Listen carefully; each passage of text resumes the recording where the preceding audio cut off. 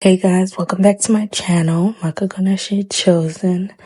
We're here, we're all about empowering each other and helping each other grow so that we can overcome life's challenges. Today we're going to be talking about taking accountability of the trauma that you experienced as a child.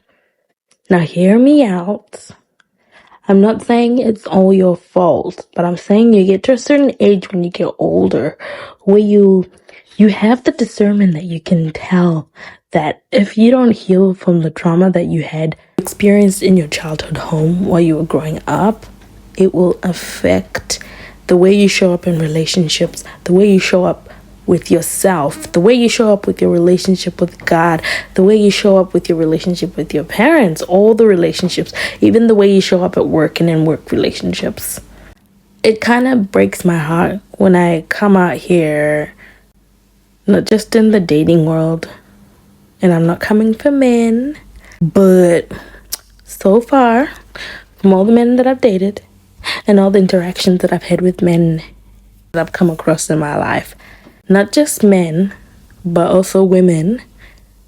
Like, I'm 25, right? I understood from a very young age, you know, when you're like 0 to 18, you're like under your parents' roof and da-da-da-da. I understood from a very young age because I prayed about it. I was like, God, what am I supposed to do in my early 20s? Because I'm not exactly an adult because I haven't experienced the outside world. Because when you're 18, apparently everyone's like, you're an adult. You've experienced the outside world. You can go do this for yourself and do this for yourself. And you can go and enter into relationships and da-da-da-da. I was like, okay, cool. But nobody talks about what you do after you leave your parents' house. Because that's when you're forced to go into the world. And you know, it's like when in those few years from like 18 to like 25, you're really vulnerable because you just entered into the adult world. You don't know what to do. And if you are someone who's very aware of themselves like me, but praise to God, I understood how if I didn't deal with the trauma that I went through when I was young, it was gonna, like I said, affect everything in the way I show up with people, in the boundaries that I created for myself too, and it did. I found it hard to connect with people to a deep level. Like, how could you be surrounded by so many people but yet feel so disconnected? Like, that's when I realized, thank God, also when I started counseling, that if you're disconnected from yourself, you're not going to be able to be connected to other people. You're not going to be able to be aware, to be sensitive to other people's wants and needs, because you're not sensitive to your own wants and needs, okay? So I want to encourage you guys to feed that inner child, nurture that inner child, because if that inner child is still feeling like a unsafe, unsettled, nervous, you're gonna end up your whole life carrying, because your inner child is not supposed to be a burden. It's supposed to be something you're like, oh, when I was younger I used to do this and this. Not when I was younger my life was terrible, you know. Unfortunately, that's some of the experiences that people went through, but I want you to know that you don't have to keep living that way. Go find yourself some help. Because, like I was saying, it affected in the way I showed up myself in the date. Like, when I was dating, the boundaries that I would place on myself, like, I would put other people's needs above my own needs, which was not healthy. I knew to a point, I was like, God, this is not healthy, because everyone else is getting the best of me, getting the energy, but what am I getting? I'm getting nothing. My relationship with him it was just not, I would be like empty, you know? So right now I'm in a place in my life where I've spent years doing counseling, which really has helped me. And I have spent a lot of time with God, and I hope to continue to. And it has helped me understand who I am. It has helped me understand that the trauma that I went through, I don't have to carry it. Because when you allow yourself to carry through the trauma and you don't sit with it, you don't sit in the pain, sit in the feelings, in the anxiety, everything, you don't allow yourself to process that trauma that you went through, you end up passing it on to your children. Like, they don't have to know what you went through, but your behavior psychologically would have been altered by those traumas that you went through when you were younger. Like, the way you think, you might think sometimes it's normal. Like, I discovered a lot of the thought processes that I had were not like the normal ones you should be, having. Not that there was anything wrong with it. It's just that my brain was altered by my experience, which altered the way I looked and viewed at the world. So it was kind of like carrying a huge helmet on your head, a huge heavy helmet with no windows. It was so suffocating. So this video is for you out there if you're like feeling there's something not right. I feel like what I went through in my childhood messed me up. Only you can make this choice to stop and process. If you need to stop working and you need to go to your parents and live with them if you have understanding parents, if the only way you could continue with helping yourself is just to get a counselor, do it. And if you have a relationship with God, talk to him through it. Because for me, that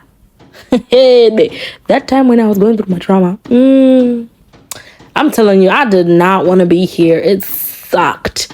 It really sucked. But I feel like it built my sense of self, my confidence, and I definitely know what I don't want my kids to go through. I definitely know what the heart of what I desire for my family and what God desires for us.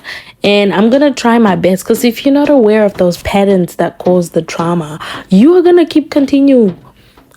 You're going to perpetuate it and even become worse and worse as the time goes. So because now I know what my trauma caused and the patterns it caused in me, the behavioral patterns, the emotional patterns, the psychological patterns, I was able to stop them. And I don't know how long this is going to take, but I'm doing my best and I'm still going to do it. I was still able to stop it so that my kids don't have to experience the same trauma I did. Not just that my kids, my family, my future husband, and most of all, me. I don't have to carry that anymore. And it feels so good. And I'm not going to lie to you guys. It was painful. There were times where I was like, Jesus, I want to fight you. Let's go in a ring right now. Let's do it. Let's do it. Because I'm black. I'm ready. Okay? It was hard. It was painful. There were days where I didn't want to get out of bed. Weeks where I didn't want to get out of bed.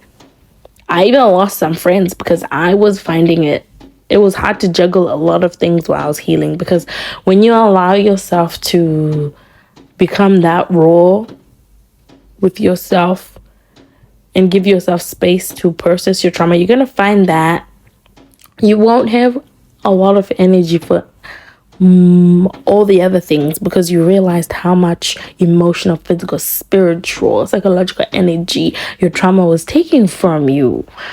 Really, guys, I want you guys to have a full life, a full and content life where you put yourself first so that other people can get the best of you, so that you can get the best of you.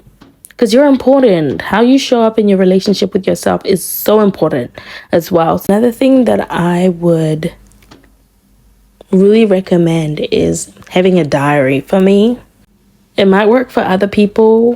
What worked for me might not work for you, but for me, it worked. Having a diary, wrote letters to God. And also in my counseling session, we would just write things down that sometimes your body holds too much emotion and it needs an outlet.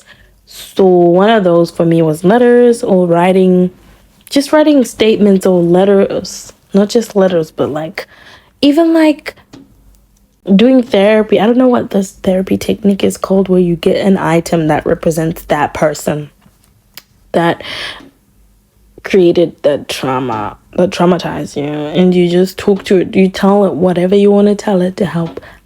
It's a really therapeutic process. And that if you are too scared and you're thinking about healing, but you're too scared to start, do it. but do it. You need a good support system. So make sure you surround yourself with people who you know are gonna help your growth, because not everyone is gonna understand. Oh, Maka's not. It's not that she's not talking to me. Like, you might go for weeks or months without talking to your friends. So you need a friend who's gonna be like, okay, I understand that Maka's going through this, and a friend who's gonna be actively saying, okay, Maka, what do you need? Let me know what you need and how I can be there for you in this time. Because it's hard.